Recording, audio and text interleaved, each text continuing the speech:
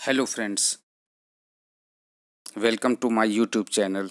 दोस्तों, आज मैं बैंकिंग एंड फाइनेंशियल ऑर्गेनाइजेशन के बारे में बताऊंगा, जो कि बैंकिंग एग्जाम्स के लिए बहुत ही इम्पोर्टेंट टॉपिक है। आज से मैं नाबार्ड से शुरुआत करता हूं। दोस्तों, सबसे पहले नाबार्ड के बारे में मैं आपको कुछ बेसिक चीज़ें बता देता हूं। नाबार्ड जो था दोस्तों, वो 12 जुलाई 1882 को इस्टेब्लिश हुआ था शिवरमन समिति के हिसाब से। और इसका दोस्तों जो हेड क्वार्टर था वो मुंबई में था। ठीक है। आइए दोस्तों, एक एक पॉइंट को हम लोग अच्छे से समझते हैं। जो नाबार्ड था वो 12 जुलाई 1982 को इस्टेब्लिश हुआ था आपके पास में, अकॉर्डिंग टू नाबार्ड एक्ट 1981। दोस्तों, ये हमारे देश में जो नाबार्ड है ना, ये एक अपेक्स डेवलपमेंट बैंक इन आई इंडिया। जो नाबार्ड है वो अपेक्स अपेक्स मतलब सबसे बड़ी, और जिसका जो हेडक्वार्टर है नाबार्ड का वो मुंबई महाराष्ट्र में है। इसके जो प्रेजेंट टाइम में जो चेयरमैन है वो हर्ष कुमार भनवाला जी हैं। NABARD is the active developing financial inclusion policy and it is the member of aligned of the financial inclusion. ये सबसे ज़्यादा इम्पोर्टेंट मेंबर है जो कि फाइनेंशियल इंक्लूजन को बढ़ावा देता है। तो दोस्तों, हमने इस स्लाइड में क्या सीखा कि जो आरबीआई जो नाबार्ड था वो 12 जुलाई 1982 को इस्टेब्लिश हुआ था under to the NABARD act 1981। NABARD जो है ना दोस्तों, ये अपेक्स डेवलपमेंट बैंक है भारत के अंदर, जो कि मुंबई में सिचुएटेड है। इस समय जो इसके चेयरपर्सन है वो डॉक्टर हर्ष कुमार भनवाला हैं। दोस्तों, जो नाबार्ड है, जब भी कोई चीज़ बनती है तो उसके लिए सबसे पहले कमेटी गठित की जाती है।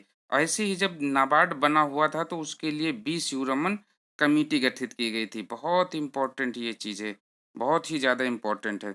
क्यों? क्योंकि ये क्वेश्चन कई बार पूछा जा चुका है कि कौन सी कमेटी की सिफारिश के आधार पर नाबार्ड का गठन हुआ था। तो श्री बी शिवरमन कमेटी के हिसाब से इसका हुआ था। दोस्तों, जो इसका मेन एम होता है NABARD, was the strength of rural India. Rural मतलब ग्रामीण क्षेत्र को किस लिए इसका मेन होता है? क्योंकि ये रूरल सेक्टर को इंक्रीज करता है। क्या क्या करके? क्रेडिट फ्लो को इवेल्युएट करके। किस चीज़ के लिए? एग्रीकल्चर और रूरल सेक्टर्स को बढ़ावा देने के लिए। नाबार्ड जो दोस्तों था ना, वो हमारी जो प्राइम मिनिस्टर थी श्रीमती इंदिरा गांधी के सिफारिश पर इसकी जो बात चली थी वो पहली बार 5 नवंबर 1982 को बात चली थी। उस समय जब इस नाबार्ड की बात चली थी तो उस समय जो इसकी एथोराइज्ड इनिशियल कैपिटल थी वो कितनी थी दोस्तों? 1 करोड़ रुपए थी। नाबार्ड जो था ना, dedicated to the service of the nation by the prime minister Indira Gandhi on November 1982। NABARD was set up by the initial capital of rupees 100 crore रुपए की शुरुआती सीमा के संग में नाबार्ड का गठन हुआ था।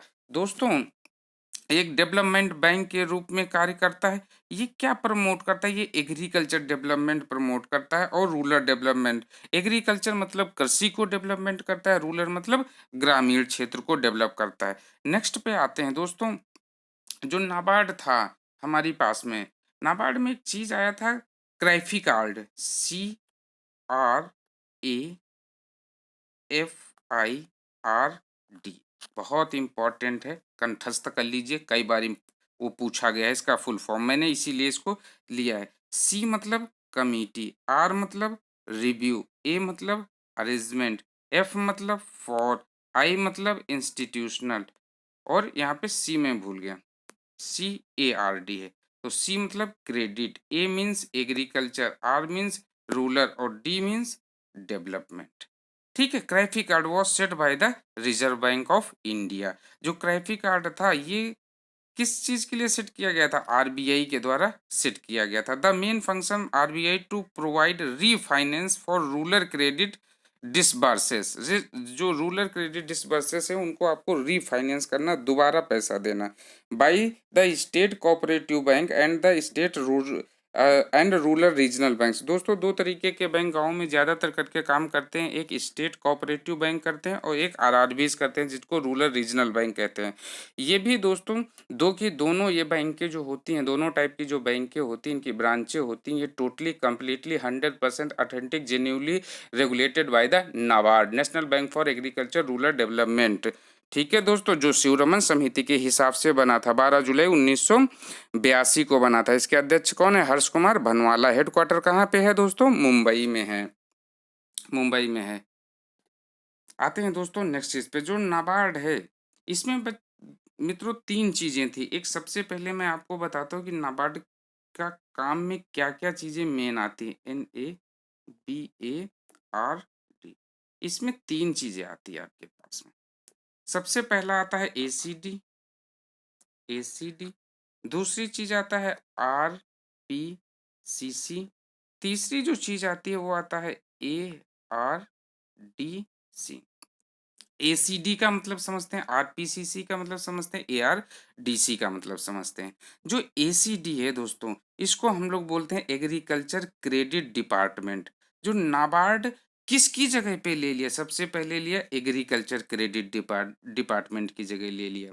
फिर बोलता है आरपीसीसी का मतलब क्या होता था? जो rural planning and credit sale, इसको भी रिप्लेस कर दिया of the Reserve Bank of India and agriculture refinance and development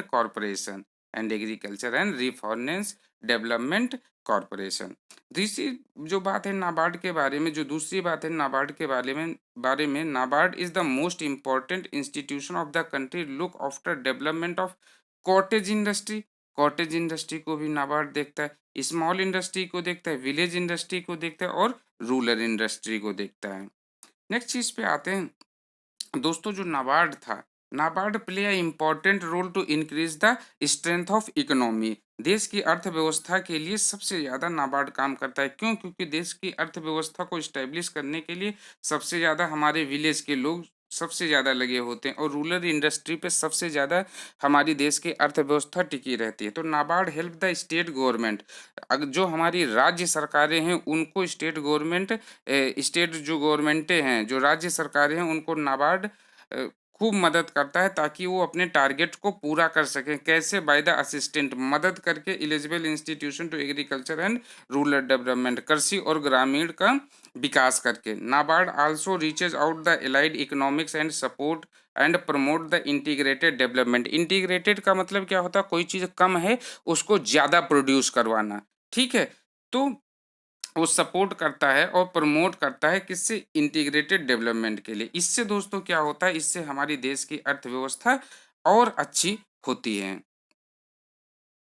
next चीज पे आते हैं, जो अभी इससे पहले भी मैंने बताया है कि जो आरआरबी होता है, आरआरबी और कोऑपरेटिव जो बैंक्स होते हैं, जो कोऑपरेटिव बैंक्स होते हैं, ये दो की दोनों किसके द्वारा ऑपरेट की जाती हैं? नाबार्ड के द्वारा। NABARD act as a regulator of cooperative and RRBs bank. कई बार क्वेश्चन ये बैंक में बन चुका है कि आरआरबीज और कोऑपरेटिव बैंक या कोऑपरेटिव बैंक को कौन रेगुलेट करता है। मोस्टली बच्चे आरबीआई कर देते हैं, जो कि ये पूर्ण रूप से गलत होता है। आपको नाबार्ड पे क्लिक करना पड़ेगा।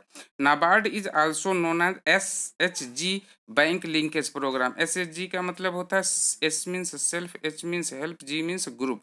Bank linkage programme which encourages India's bank to lend the self-help group. SEGs are composed mainly for the poor women. ये किस चीज के लिए बनाए गए हैं? मेनली फॉर गरीब औरतों के लिए बनाए गए हैं।